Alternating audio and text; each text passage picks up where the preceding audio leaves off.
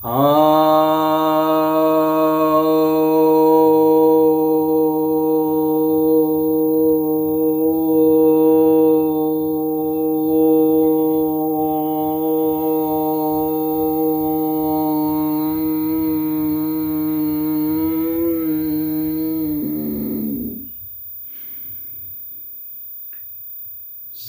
भक्तजनों को सप्रेम नमन। तो आज मैं आपके समक्ष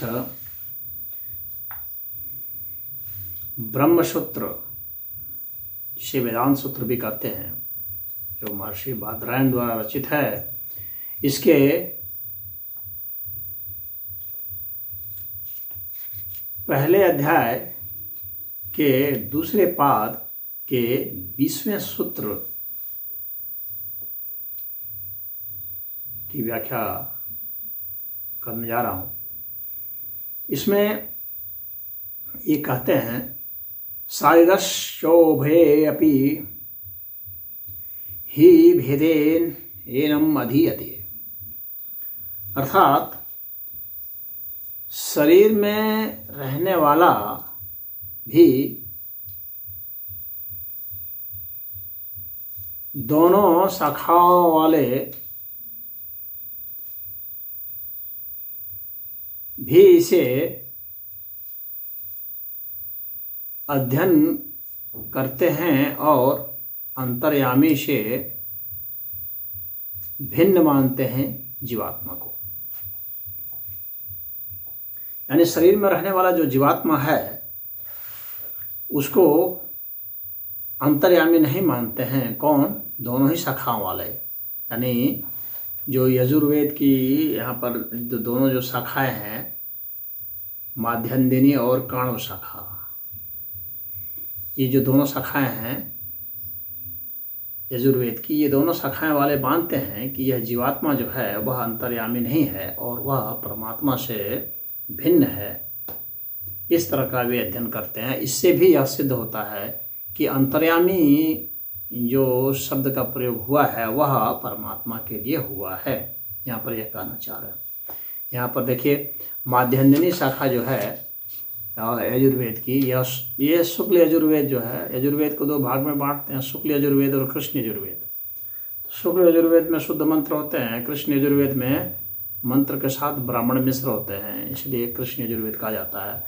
तो शुक्ल यजुर्वेद में दो शाखाएं हैं, माध्यन्दिनी और काणव शाखा। माध्यन्दिनी जो है यह आदित्य ऋषि के द्वारा याज्ञवल्क्य ऋषि को प्राप्त हुआ था दिन के मध्य भाग में, इसीलिए इसको माध्यन्दिनी कहा जाता है। इसे वासनेयी भी कहा जाता है, क्योंकि जो याज्ञवल्क्य थे वो वाजसेनी जो ऋषि थे उनके पुत्र थे। इससे ये वासनेयी भी इस शाखा को कहते हैं। और इसमें जो है यह शुद्ध होता है, और इसमें सिर्फ मंत्र होते हैं, इसमें ब्राह्मण नहीं होते हैं, इसमें कोई व्याख्या या अनुवाक वगैरह ये सब नहीं होता है। और काणव जो है वह तो जो है काणव ऋषि को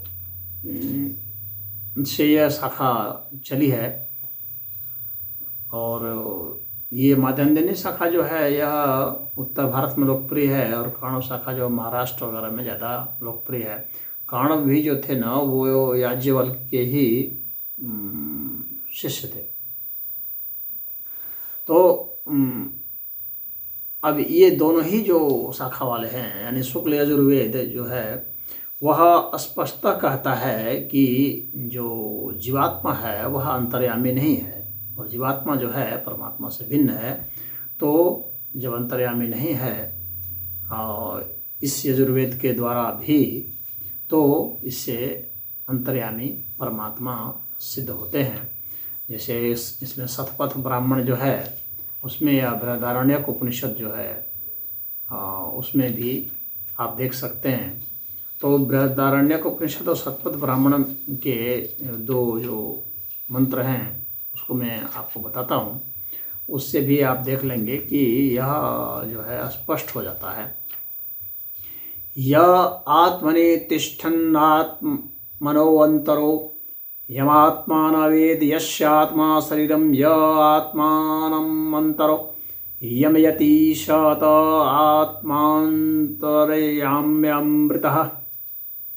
ये शतपथ ब्राह्मण का है, जिसमें कि यह कहा जा रहा है कि ये जो आत्मा है, जो कि आज यहाँ पर आत्मा जो है समझिए जीवात्मा के विषय में, तो ये जो है जीवात्मा के भीतर में जो आत्मा है, जिसको जीवात्मा भी नहीं जानता, और जीवात्मा है जिसका शरीर है, यानी उसका शरीर जीवात्मा है, और उसके भीतर जो है रह करके वह जीवात्मा का नियमन करता है, और वह जो है वह आत्मा जो है वही अंतर्यामी है, वह अमृत है। यहाँ पर यह कहा जा रहा है,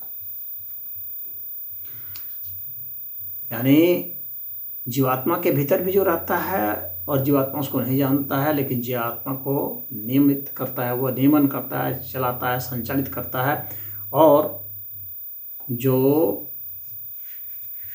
नियमन करने के अलावा जीवात्मा जिसका शरीर बनता है, यानी यह दिव्य आत्मा की बात यहाँ पर की जा रही है। इसी तरह से अगर बृहदारण्यक उपनिषद में देखेंगे तो उसमें भी कहा गया है, यहाँ पर तो विज्ञान के अर्थ में कहा गया, यो विज्ञाने तिष्ठन् विज्ञानातंतरो यम विज्ञानम न वेद यस्य विज्ञानम शरीरम यो विज्ञानम अंतरो यमत्येष आत्मांतर्याम्यमृतः। इसका भी अर्थ वही है, सेम है कि विज्ञान जो है